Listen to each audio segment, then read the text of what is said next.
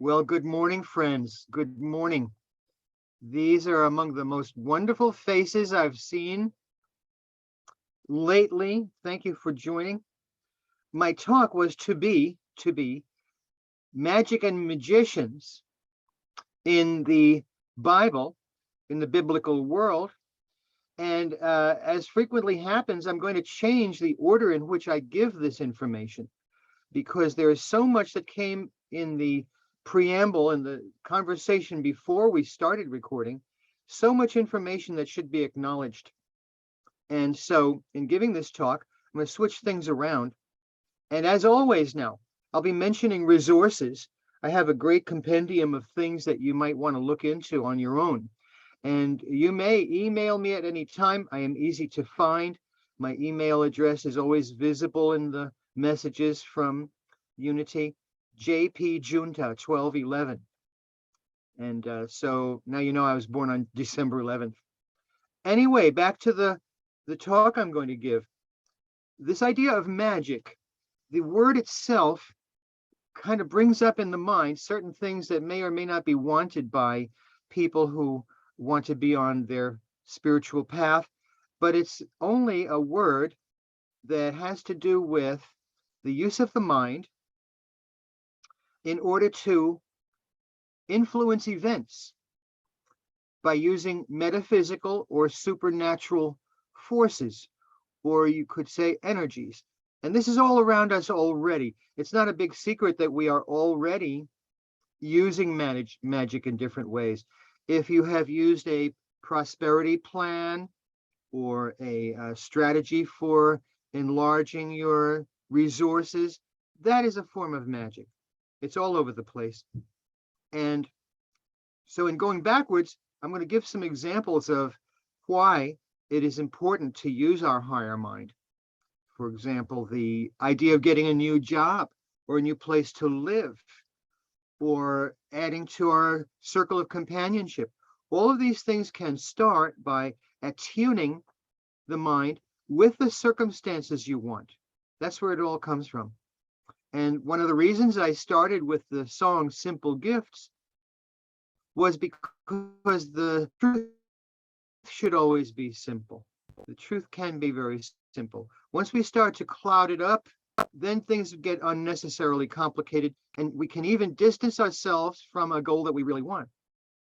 So the idea of using metaphysical or supernatural forces is available to every person when we keep our lives a little bit simpler. Now, some of the breathing exercises and practices that I will mention were considered to be esoteric and secret in the times of the Bible, when some of these scriptures were written, 3,000 years ago in some cases. Some of these ideas were considered top secret, not and should not have been available to every single person.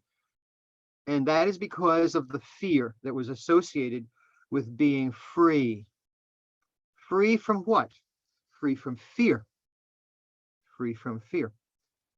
And so many writers have given us information about emotions. It's very important to be in attunement with our emotions, particularly because at least two authors I know of have listed the emotions under two columns.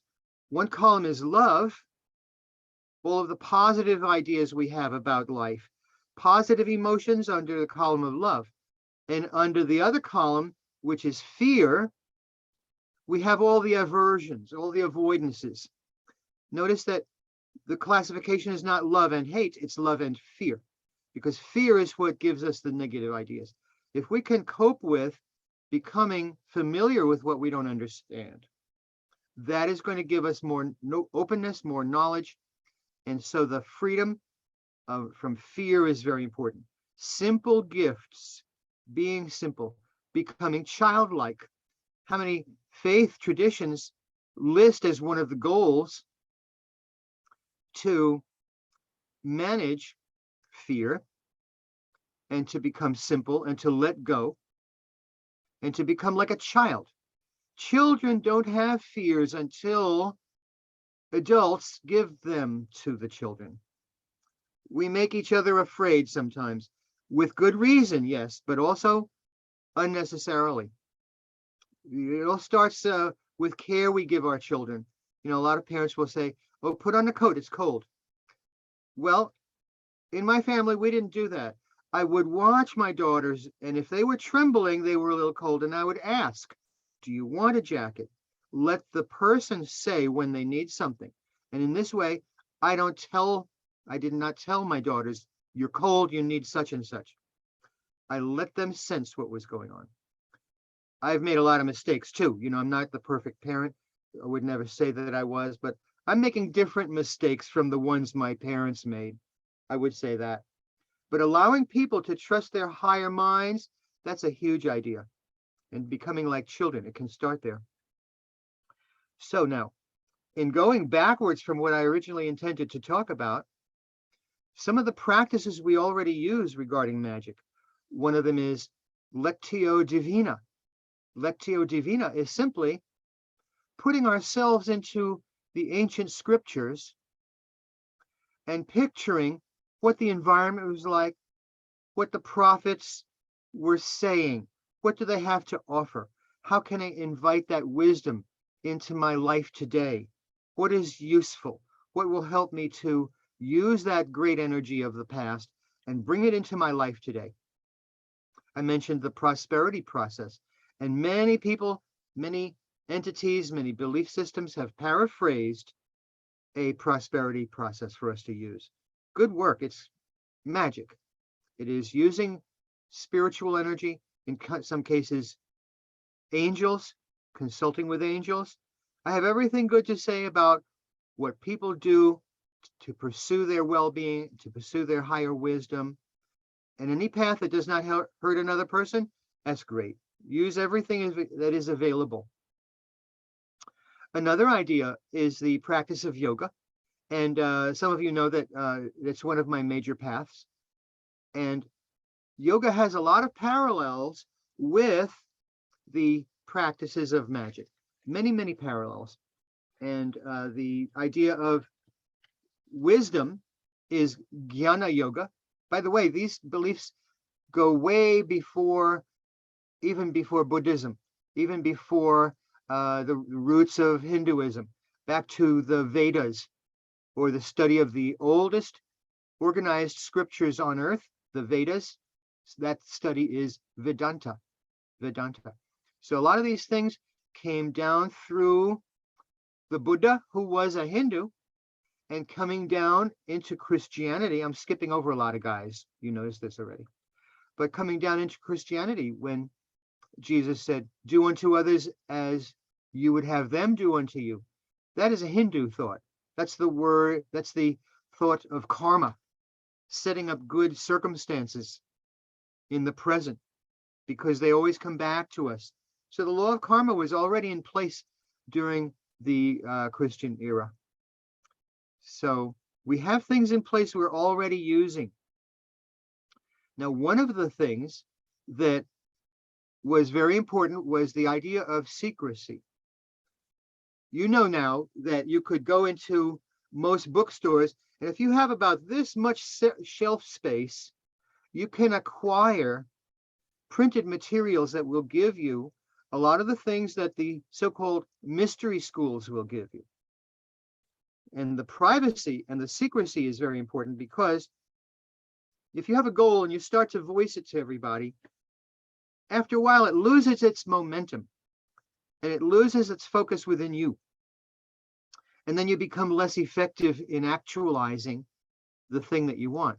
So the idea of privacy, I like that word a little bit better than I like secrecy. But sometimes secrecy is necessary because people are often drawn to some of these practices for the wrong reasons.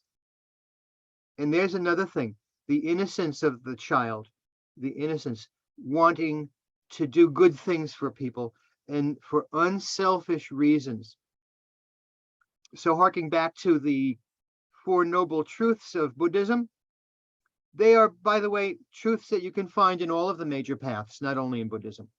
But the idea of unhappiness, we have lots of tensions ever since the fall, ever since that wonderful couple left the Garden of Paradise.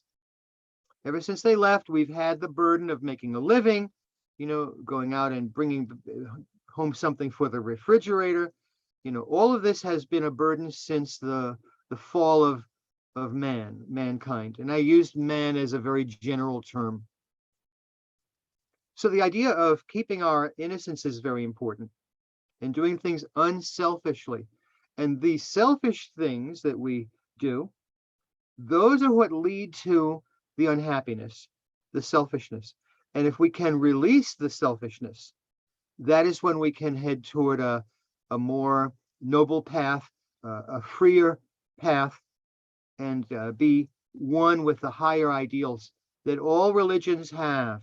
They all have this. All the religions are great. And in saying this, I also want to acknowledge that we just had the Rosh Hashanah holiday that was in late September, right? 25 to 27 September. So I wish you well.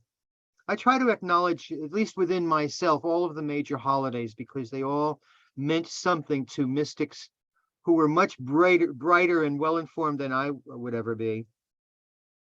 So we have these magical practices in place already. I mentioned Lectio Divina. Now that is applicable not only to the Bible, most frequently in the Old Testament, and of course the New Testament. And by the way, to our Jewish friends, the term Old Testament and New Testament have no meaning. It's the Old Testament, which was the Pentateuch of the Bible. And Moses was one of the earliest magicians. And in the teachings of Judaism, from about the Middle Ages, there were many, many writings that we call Kabbalah or Kabbalah. And it's spelled at least in 3 different ways, depending on the lens through which you view the Kabbalah or Kabbalistic writings. In Christianity, they spell it with a C. And in the field of magic, they spell it with a Q, Q-A-B-B. And in the Jewish religion, they would spell it with a K, K-A-B-B. So depending on how you spell it, that's where you might be coming from when you look into these teachings. Now, in the Kabbalah, we have a lot of ideas that can be supported with modern science. Now, in the Kabbalah, it is said that there are 10 emanations from the divine. I'm going to show you something in a moment. Now, this happens to be a line drawing. It's not a religious thing unless you want it to be, but I'm going to hold something up, and this happens to be a drawing that appears in the book by Arthur Edward Waite. And at the top is the divine, and then it kind of zigzags across a midline, and you see a human being in the midline. And at the bottom is the earth plane where we are now, the earth plane being where we are, our perception. So this drawing, I cannot find the artist. It might have been Arthur Edward Waite, who wrote a very good book in English on the Kabbalah.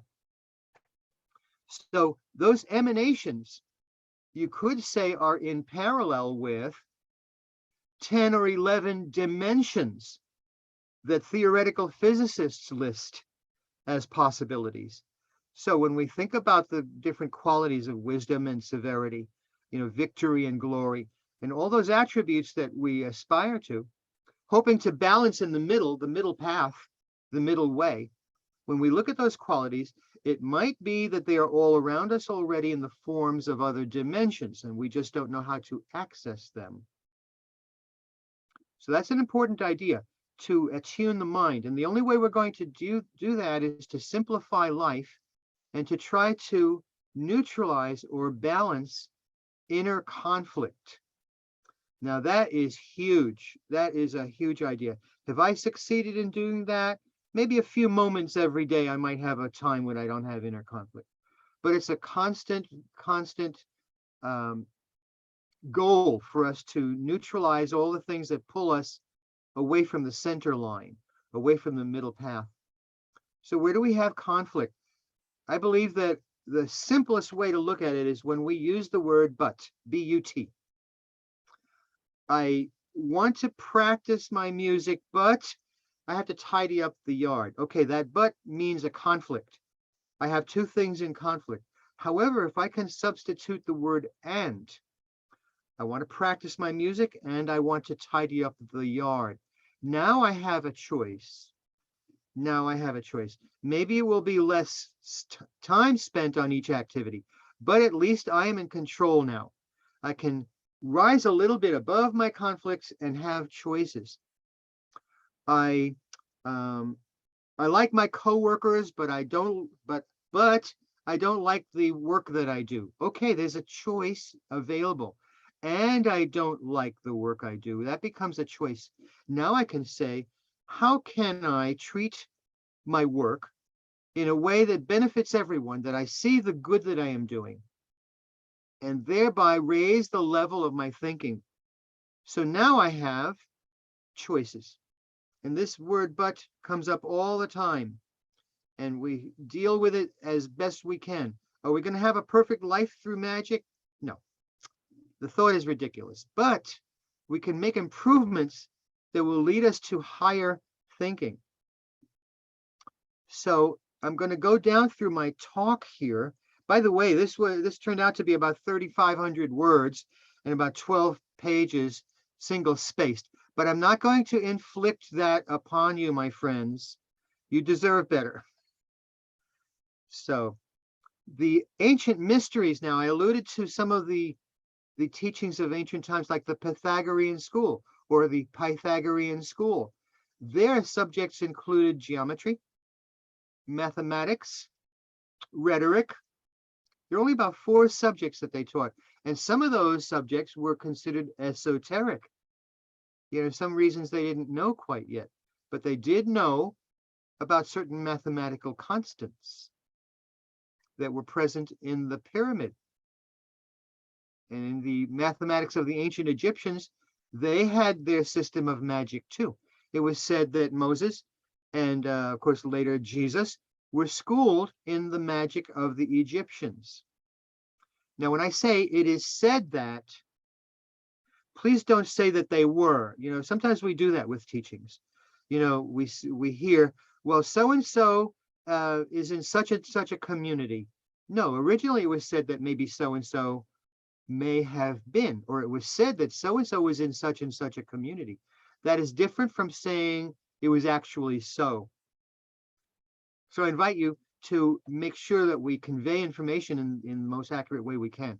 So if I mention it is said that, you try to keep that as the thought, that it was said that. Okay, so I mentioned also the idea of the sacred curricula of some of the mystery schools, Pythagorean or Pythagorean magic, so-called. But there were other schools, Aristotle, Plato. They had their schools, their collections of knowledge that they wanted people to have. And it was an inner circle. And people were screened, as they are today. They're screened because we want people to have the teachings so that they will use them, and so that they will not misuse them or misquote them. And there can be a danger to that. My own belief, my opinion is that if you're in good mental health, and if your intentions are good, you're not going to harm yourself or others by using some of these ideas. And lots of well-known people were students of magic in the form of the Masonic order, and related to them, the Rosicrucians, or theosophy, an important subject area. And a lot of these things merged together, and these mystery schools are still available now. You can seek them on your own. I'm not going to recommend anything. I'm not in the position of doing that. But your own guidance will come from your readings, the things that you already think are important. So people were screened, and there were initiatory rites. The path of initiation is a very important one, so that the receiver of the knowledge will know that it is important, and will be able to take the teachings deep inside into the higher mind to be used in a good way. And the community of the initiated were strictly separated from the uninitiated. we have these practices in the churches where, for example, in the teachings of priests, rabbis, imams, the sacred arts are kept secret among a certain group because that they generate a certain energy. And here's a valuable concept. You know about this already. Even if you do not know the word egregore, E-G-R-E-G-O-R-E. The egregore is the thought form, it's the energy formed when a group of people are all praying in the same way, worshiping in the same way, saying the same words. And we formed an egregore when we formed the opening prayer and with the prosperity statement. And all the things that people do together generate this egregore. And it can be enormously powerful, enormously powerful. So when the priests and rabbis and the candidates for these holy orders, when they're doing things all together, their faith guides them to form something creative. They make this, they form this energy that comes through them from God, or the creative force, or science. I have a couple of atheist friends, and I have nothing to say when people are gravitating toward an atheistic path. But atheists are obsessed with God. Otherwise, they wouldn't call them atheists. Atheist simply means without God, like apolitical, atheist. However, I'm a theist, not an atheist. I see it in the ground all around me. When I look at a little square patch of lawn in the backyard, in my case, it's weeds, no lawn. But when I look and I see all of that decay and all of that rebirth and all of that energy that's kept in that place that recycles, I know that there's a force and a logic between all of this. And I know that the force is a good force. It's intrinsically good because when this Big Bang happened and exploded into what we have today, that was an act of goodness. The light filled the darkness. And however you look at that is going to be a good way because you will sense the goodness here. So another idea about the community of the initiated people was the ensured immortality, an immortal life. Now that's a huge idea. My physical body is aging as everybody else's is. I try to use the tools I can use that will help me to enjoy this time. But I also believe that something comes after this. And that is what I can attune to in looking toward an immortality, a state of immortality. So does immortality necessarily mean you're going to keep this physical body? I don't think so, but I also don't know. I've never met anybody who came back from beyond and said, hey, John, this is the way it is. I can tell you right now. I don't know that. So we have all used magic in different times. And I'm going to give you some practical things to enjoy, to work on that are going to give you the tools if you don't have them already. And there are so many sources. And these are sources that were used by ancient people in the mystery schools, yes, and also in recent times. And we're borrowing from the past. And if you look at the modern prophets, the modern people who are sharing these things, they're simply paraphrasing what came before them. A great example, and I say this with respect, our colleague or mystic Deepak Chopra, when he described a series of techniques in meditation, one of the things he said was, listen deeply for a quiet sound, then go behind that quiet sound and find a quieter one, going layer by layer deep into that. That has a name. It's called Nada Yoga, N-A-D-A.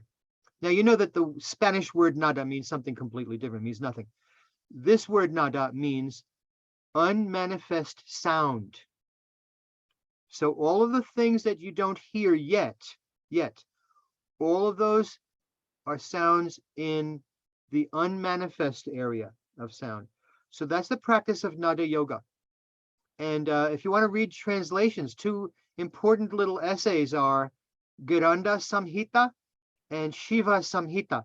And Shiva Samhita is the one that has that description of Nada Yoga.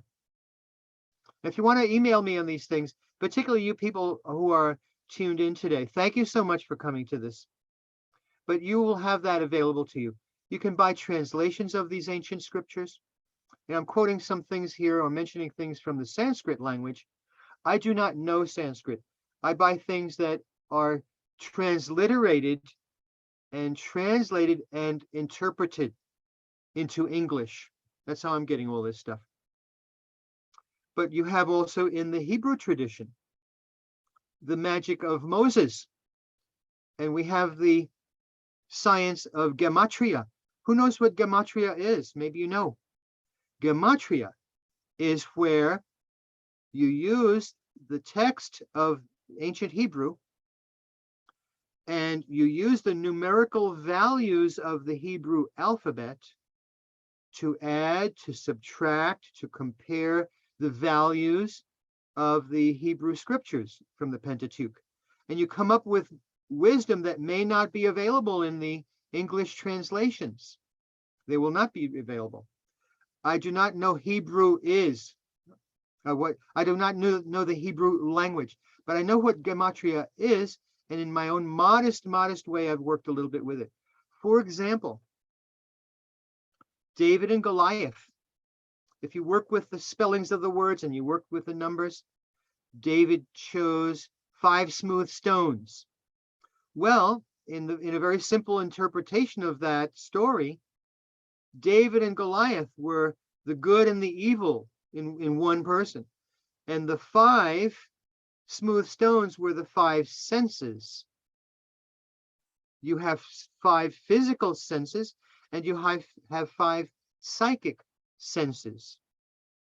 And we use those as humans to refine ourselves so that the good can conquer the evil, or the good can conquer the absence of good. The absence of good, the things we don't understand, the things we fear. So that good person, that goodness in you can be used to conquer all of the fear, the uncertainty that we all have sometimes. There's magic for you. So you can use some of this. Another idea was in the teachings of Ezekiel. Now, in the scriptures, let's see, I'm going to fish around for an item I have here. I put together a handout, which I'll be happy to send you. But there is the idea, I'm going to hold something up to the camera here. Now, in this bottom drawing, you see 2 3-pointed stars forming a 6-pointed star. And those beings, the human, the bird, the bull, the eagle, human is water. Now, those are the alchemical elements of earth, air, fire, water. And the upright star, the point up, that's white. Down pointing star is black. Those are the opposites in the universe. Now, there's also in Hinduism a similar idea. So I put this together in an essay alluding to the throne, the chariot vision of Ezekiel. Now that's full of magic in the book of Ezekiel. I'll let you shift on your own to look for some of these things. And also the prophet Enoch.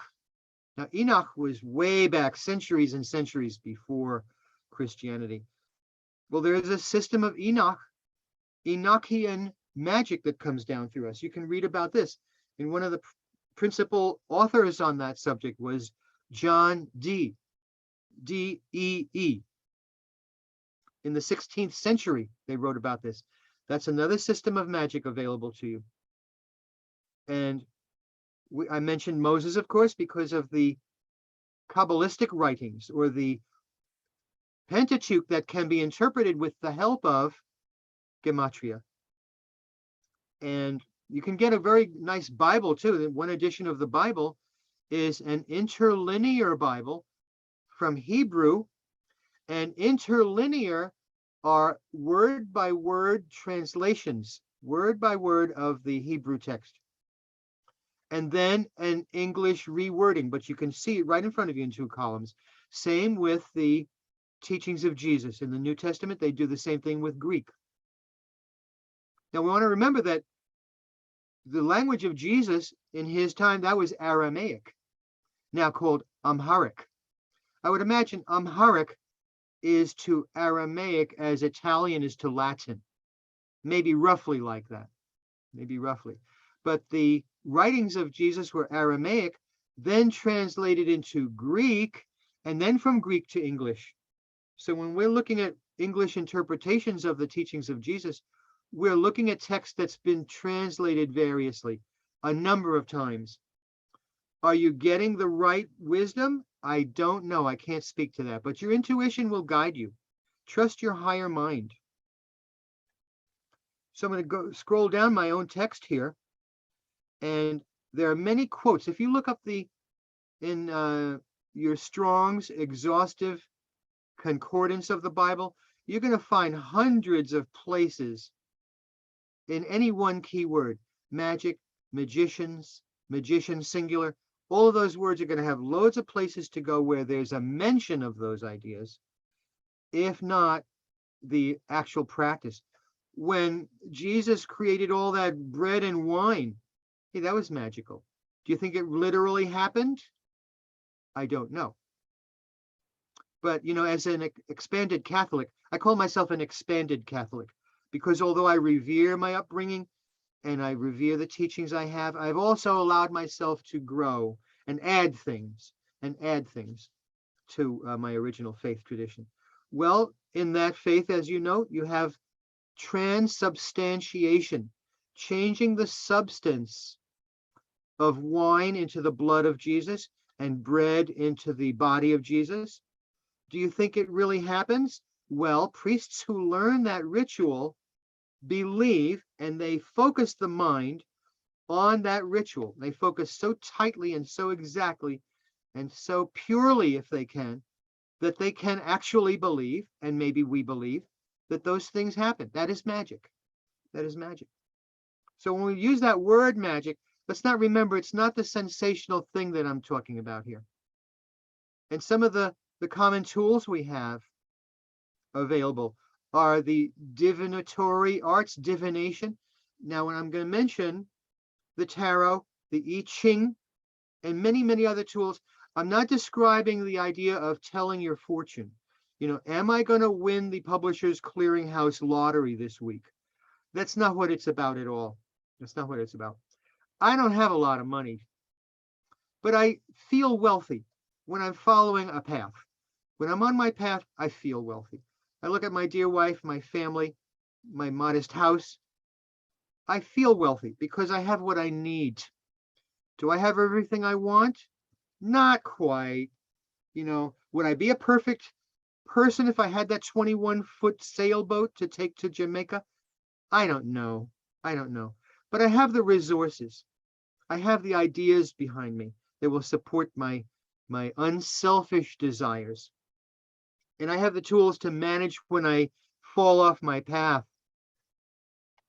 So I'm going to give you some tools now. And I'm looking at the clock here with great respect and with great love for you and for our path. Here's an idea. Using the New Testament, you have the book of John. Now, Mark and Matthew and Luke, they were apostles. They were all four apostles, but the teachings are in a different category with John. He is said to have been the most mystical of them. How you look at that is up to you. But what you can do as one tool is to read a few passages from the book of John, you can use your finger too. You can thumb through the Bible and let yourself be guided with your higher intuition to a place that may mean something to you. And that's a kind of magic. That is a way of inviting your higher mind, your connection to the divine. And that's all yoga is. Yoga is a connection with the divine, as with so many other paths invite us to do. So you take a few passages from the book of John, you can dwell upon the beauty and the power of the words of those times, the being, the creative force, the repairer, the restorer, the reconciler. All those words apply to a higher being. And then maybe you'd like to pronounce a holy name for yourself. And maybe it will be a sacred number. The way I learned about it, it would be the name Yeshua, 8 times. Yeshua. 8 is a number, multiple of 4, of course. And some of these numbers come up in many, many ways throughout all of the belief systems. So you can look up numerology on your own, and you will be drawn to a system that means something to you. Now, when I say Yeshua, how many know what that name means? Okay. Yeshua is the Hebrew name for Jesus. And we can look at magic here. Now, I mentioned Kabbalah, I mentioned numerical values of the Hebrew letters. Well, in the Hebrew alphabet, we have 3 letters called the mother letters. And the first, Aleph, the first letter in the alphabet, Aleph refers to air. Mem, M-E-M, mem, or the letter M in English, mem refers to water. And shin refers to fire. So you have air, water, fire. Now you might be asking yourself, what about the 4th element from the ancient system of alchemy that comes from ancient Egypt? The earth in Hebrew, the earth, and in the Jewish religion, refers to us in this earthly realm where we receive the wisdom. So we are here on earth, we are earth. So there you have the earth, air, fire, water of the ancient alchemical system translated and interpreted with Kabbalah. Now, I'm going to get to the word Yeshua. I'm going to hold up a little card here, and this is what Yeshua looks like in Hebrew. Blink, blink. Sorry about the trembling. I hope I'm not making you nauseous. Are you strapped in? So, reading from right to left, that's the name Yeshua. And the way you would interpret his name would be first Yahweh, Yod, He, Vav, He. These 4 letters refer to a metaphysical evolution from God. So the Yod, that little apostrophe thing, that's present in all of the Hebrew letters. It's like the seed from which all of the letters grow. You could interpret it that way. Yod, that's the creative force of the universe, male, a male force, mating, combining with the first letter He. There are 2 letters He in the name of Yahweh or Yahweh, Jehovah. So Yod, He, male and female connecting. Then the 3rd letter is Vav. That means producing something. So male and female produce something. And the 2nd letter He, earth, received by us. So the male and the female principles in the universe combine and manifest something that we can use here on earth. We receive it. Yod, He, Vav, He. Now, you saw the letter Shin in the middle. Fire. Okay, so the name of Jesus is interpreted as the male and the female unite. Adding fire produces something receive on earth. That's the name Yeshua. Now, that's a huge idea. It's too big for my brain. But as I reread a lot of these things, I get more familiar and I become more cohesive within my own mind about putting all this stuff together. That's huge. I'm going to show you some reference ideas here too. Now, I mentioned divination. There's a great book, Tarot and Psychology. And by the way, if you're looking at the broadcast of this talk, you'll be able to press pause and copy information down. But this is a down-to-earth use of the tarot and the hierarchy of the symbols, the cultural anthropology of tarot, you could say. It's a scientific book. It has many word lists that can expand the therapeutic use of tarot, not for fortune telling purposes at all. Another, the resource of that drawing I showed you of the two triangles comes from the book by Eliphas Levi, Transcendental Magic. Now, Eliphas Levi was a 19th century man. He was a student priest, but he quit the seminary. He didn't become a priest after all, Eliphas Levi, because he had huge differences with his spiritual life and with the church. No surprise. Another idea in the field of theosophy, this book by Rudolf Steiner. Now, he is in the field of theosophy. Maybe you can see this, the Gospel of St. John. And he gave a number of talks on that book, metaphysical ideas that he interpreted and talked about. Another author, hugely important in my opinion, and this is in the note that I sent before I gave the talk. The author is Ouspensky, Pyotr D. Ouspensky. And he was a Russian writer who interpreted and reported on the teachings of Gurdjieff. Gurdjieff was a Russian mystic who gave us a lot of Tibetan wisdom. Now, his book, The Fourth Way was the inward way. You could call it New Thought, if you like. All of his books are great. And again, I invite you to look into these authors on your own. I'm happy to correspond over email. And better yet, take me out for a cup of coffee and pick my modest mind. Another book, very important. This is by the author of Regardie, Israel Regardie, and it's The Tree of Life, a treatise on magic. This has so much stuff in it that can prepare you. And as I said before, it's going to talk a lot about Kabbalah. In Western mysticism, we have a lot of things that can help us to use the Kabbalah and understand more about metaphysics. Meta, as you know, means beyond.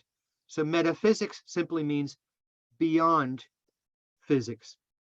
Just as, you have carpal bones in your wrist and you have metacarpal bones beyond the carpals. Get it? Meta. And that's really very important to us.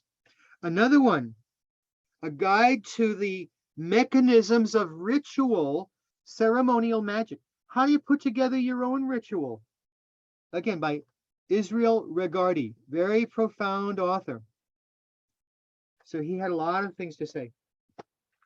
I mentioned also the ideas from Aleister Crowley. Now, Aleister Crowley was a deviant guy in many ways. I am not going to recommend that you follow his life as any example at all. However, his processes are very important. His processes and his ability to bring certain ideas together are very important. So with ceremonial magic and with yoga, you have many parallels. The yoga of knowledge, jnana yoga, that's in parallel with learning and the idea of becoming enlightened through book learning. So his teachings, read them with the advisory that some of the stuff he did was not wholesome. Don't look there for wholesomeness. Another one, another author. This is Alice A. Bailey, and she wrote a bunch of books. And this is Alice A. Bailey. Let me see. Bingo. And this book, the about white magic.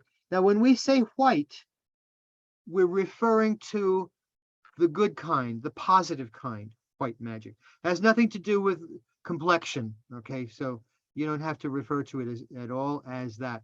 There are about 4 of her 25 books that could be very important to you if you think they are. So Alice A. Bailey, that's a resource for you. And then, even more accessible, and this is one of the early things that I read myself, Be Here Now by Ram Dass. And Ram Dass previously was known as Richard Alpert. and he was in the circle with Timothy Leary. They experimented with LSD. I have nothing to say about recreational drugs except that no drug is going to put something into you that's going to help you necessarily. It may change your consciousness, but if you use recreational drugs, it's going to take about 2 weeks for them to get out of your system so you can go back to your system of meditation. I know I can tell you that from personal experience. So I don't need that realm anymore. I've found my path of meditation that I like. Everybody is looking for the things that work, but this Be Here Now has a terrific little section in the middle. It looks like wrapping paper, paper bag paper, but it has a beautiful long essay. I tried to read this book once around 1974, and I couldn't get into it. So about 6 months later, I gave it another try, and then I read it all in one sitting. I couldn't put it down because something clicked in me. Something allowed me, something got out of the way. I reached a place of a childlike character within myself, and then I was receptive. So I know I've thrown a lot of information out at you, and not my intention to confuse or to obfuscate anything. I believe all of this knowledge is very, very accessible to people if we're willing to look at it, look for it. So with great respect, I'm going to turn the stage, if you will. People have often told me I should be on the stage. There's one leaving in 10 minutes. So I'm going to ask Neil for his guideline. How are we doing, my brother? Beside mind blowing, we're fine. Oh, that's great to know. Do you think you'd like a little bit more music? That would be appropriate. Something soothing, please. Uh-oh. Was this unrestful? No. Good. Well, I have an alto flute. This is a little bigger than the C flute. That's why I look so small to you, because the flute is a bigger one. And I'm giving a talk on the guitar to a group of wonderful adults every Saturday morning. And I always bring into any of my music lessons a couple of lessons on the piano, and also a little bit of music theory, and the physics of sound is very important. And I want to show you a couple of things about this before I play for you. I have a habit which may not be helpful, which is that I try to bring the whole world into everything I do. All of the languages, all of the belief systems, all of the religions, all of the languages, I said that already, all of the saints. I try to bring it all into one cohesive whole. Not possible. But here I have a guitar, and I'm going to isolate some harmonics on the string. I'm going to pluck the string in the middle, just touching it and releasing it. Here's the whole string. Here is the string in half. Here is the string in thirds.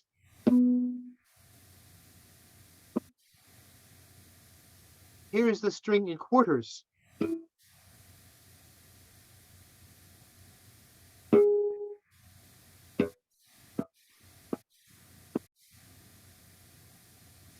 Are you hearing those higher sounds? Are they coming across well? Okay. Those are sounds that are happening already through the whole guitar.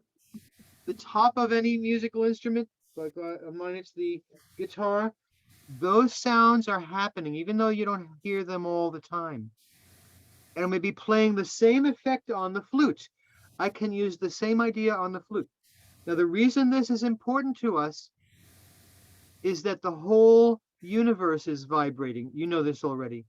You have some stars, quasars, other bodies in the universe that are vibrating so fast, faster than the speed of light.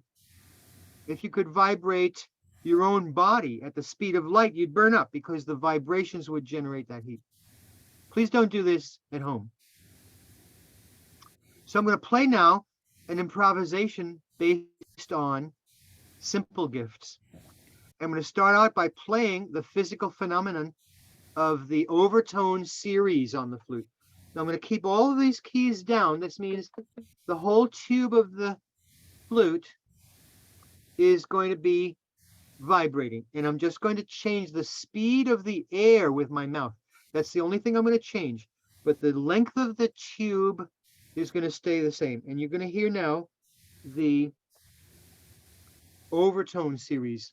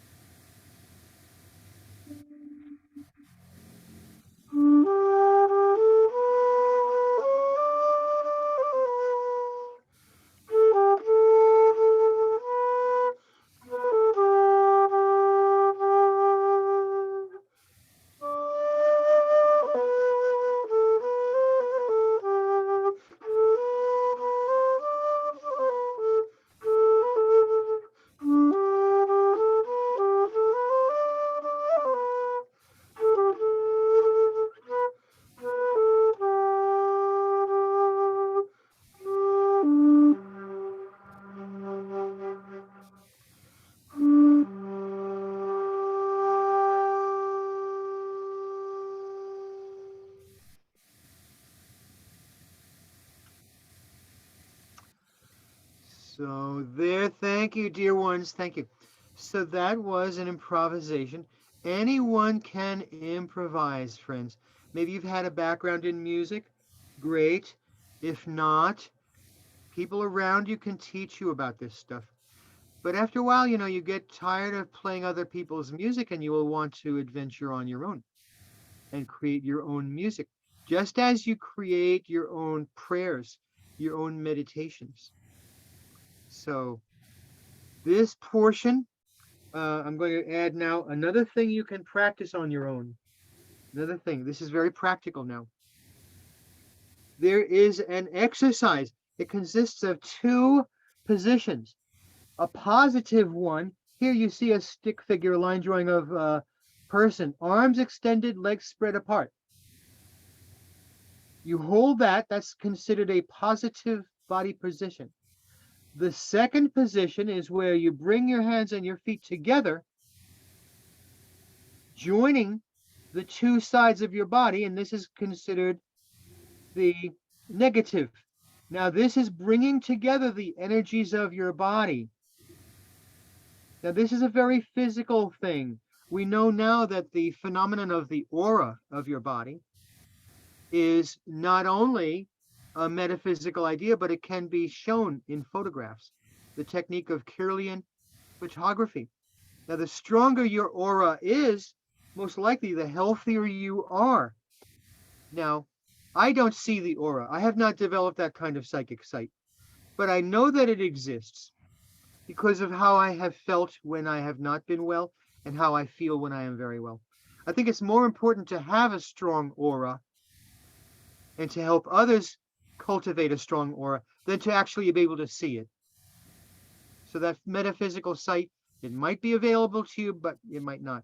But this exercise you can do, you can use the first position for, say, a half a minute, and then the second position for a full minute as examples.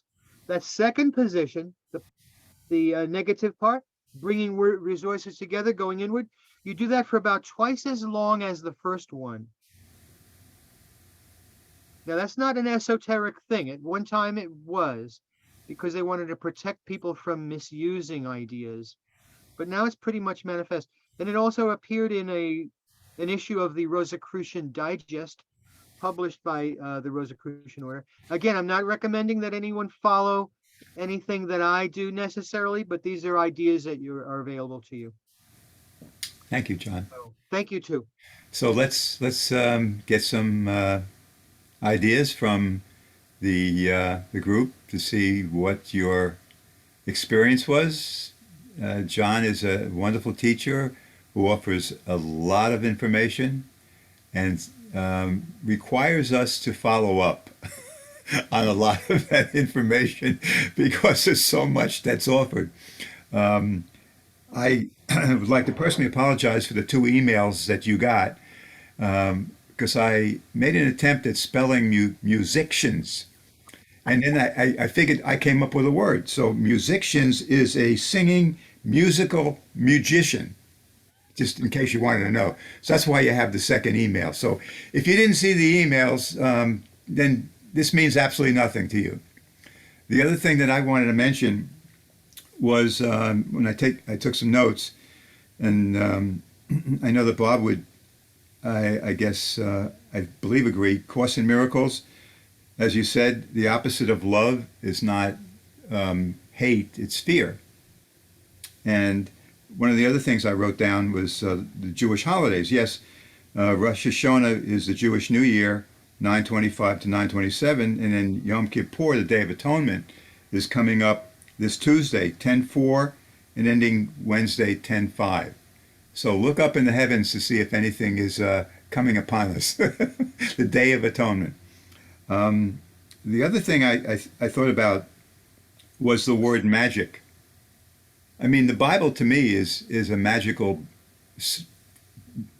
group of books. Some of the things that Moses held out the staff and the seas parted, which kind of leads me into that other part of your talk about that we have a choice, and you use the butt as a choice. So I figured, well, what about the anatomical butt? Remember, it metaphysically it does have a crack, so you can go either side. It kind of gives a new meaning to turn the other cheek in the Bible. So I'm not sure that Jesus mentioned that, but I've been Wow. whipped a few times, and maybe I just offered one cheek. I should have offered the other one as well. Well, that's a very big butt there, Neil. Yeah, that's right. So magic, my awakening, God is calling. That is kind of what that means to me in the Bible. And I started reading the Bible again. I've been away from it for a while. And somebody told me many years ago, why don't you just start with the book of Proverbs? So I'm reading the book of Proverbs now, and then I'm going to go into the book of Psalms. So there are just so many incredible pieces of information that are available to us. And we joked about this last week about having a bug out bag when you have to leave the house, and none of the prepper lists was a Bible. So take your Bible wherever you go. You might get some magic out of it that might mean something. So anyway, open your voice applications and tell us a little bit before we stop the recording. Anybody like to share? Frank? Yeah, you covered a lot of territory there. I was breathing heavily at the end, trying to keep up. Yeah, when you talked about the sound, there's a lot of stuff out now. They're showing that if you take a container of water and you hit it with certain frequencies, it actually creates photons. And that's the whole creation story right there, sound and light. So I thought that was resonated with me anyway. Oh, terrific. Oh yeah, and also you mentioned but and the other one is should. Don't should on me. And I promise I won't shit on you either. Okay. The use of sound, if I may, a short interjection. I know others want to speak as well, but with a simple tuning fork, you can measure the distances of notes, sounds, and use the system of vowel sounds to invoke spiritual qualities. There are a number of sources of that. I won't give you the whole menu of that stuff, but chanting vowel sounds depends on your assimilating what the sound means to you. Because unless you program your unconscious, none of this will make any sense at all. So taking these ideas deep inside, and the vowel sounds, there are said to be 7 sacred vowel sounds that can be very helpful on the metaphysical level. Yeah, there's technology out there that you read, or not necessarily read, but you talk for I think it's 20 seconds. They evaluate your voice, and they can tell you what your problems are physically. Wow, Yeah. amazing. Oh, I have to Yeah. know about that. Yeah, there's. What I about actually people? I have the option on my biofeedback machine, but I didn't pay for that one. I have enough. How many to keep me words, busy. Frank? Well, I think it's 20 seconds. You have to talk continuously for 20 seconds, and the frequencies and sub-frequencies and how sentences tail off, all that measured, and they can tell you, well, you got something going on in your liver, your brain, your. No, What really, about, it's been evaluated now for years. well, and also, John, what about just the chant of the Om, Aum, taking in all that? I mean, I've been through some really powerful chanting where an entire auditorium was chanting, and it just goes right through you to some place, unknown, but it was incredible. So, Leon, you have unmuted your device. Would you like to share something? Just a little bit. Thank you, John, for very thought-provoking message this morning. And I was one of the thoughts it provoked is that you had mentioned that the magic aspect of religion was looked down upon during the medieval times, and it's that has also been fairly recently. Even Norman Vincent Peale's Power of Positive Thinking at one time was looked at kind of skirting the occult a little bit, and it was a little bit controversial. And then Maxwell Maltz's work in the Bible Belt didn't go over very well. And it just seems that a lot of the ideas that are proven out are science is taking them and showing them that there is something to it. And what the determining factor is as you pointed out, choice gives us the control. Who does it benefit? If it benefits me and Jody, I'm all for it. So thank you, John. Me Yeah, too. Thank you. Leon, thanks for that. I mean, isn't that some of the unity principles too, or some of the teachings that we've listened to? Our thoughts or prayers, whatever you hold in your mind, becomes, and if you add the element of emotion, energy in motion, it becomes reality. So be careful what you pray for. Be careful what you think of, because if you want to know what thoughts you've been thinking, look at your life. That's written throughout a lot of the books, the ones you just mentioned about Norman Vincent Peale and others, that our thoughts are very powerful, and we give emotion to it, and it's not necessarily, something that we'd like to see manifest, but depending on whether we're in love or in fear, that's, the emotion that would bring about whatever you're fearful of, you usually end up facing. So there's so much to that. Somebody else? Jody? Yeah, I'll say something. I think Leon spoke to what was my first thought was the word magic, and how many people are just afraid of the word magic, right?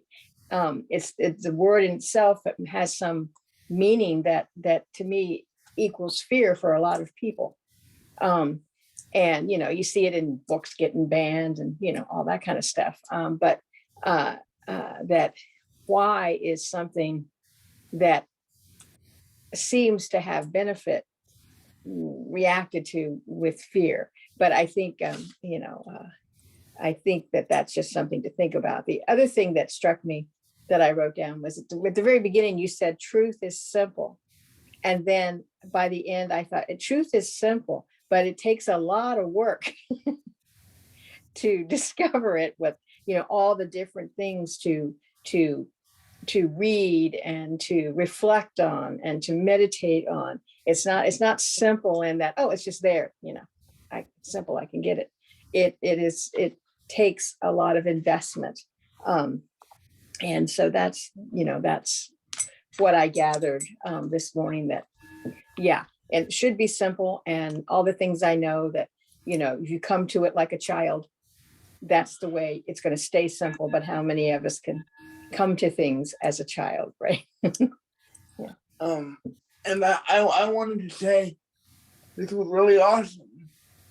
And I'm also reminded of someone else with the Hebrew letters seen, looking at the sitting in the synagogue, being told not to look when the rabbi did this. Mm-hmm. And then Mm-hmm. and then he did look. And that little boy sitting bored, looking when no one told him to look, was little Nimoy. Right. And that was a truth brought to live long and prosper. Right. From the letter C. It was the letter that literally Fire. It's fire. And you're not supposed to look when the rabbi does that, apparently. Yeah. And he said he peeked, and so he used that for live long and prosper in Star Trek. Interesting. Well, at least those who have peaked are still here and they haven't turned to salt. So we That's right. a lot of us have peaked. Peeked. Yeah. Yeah. Yeah. John, you were talking about, Jesus in the mystery schools, that he might have Yeah.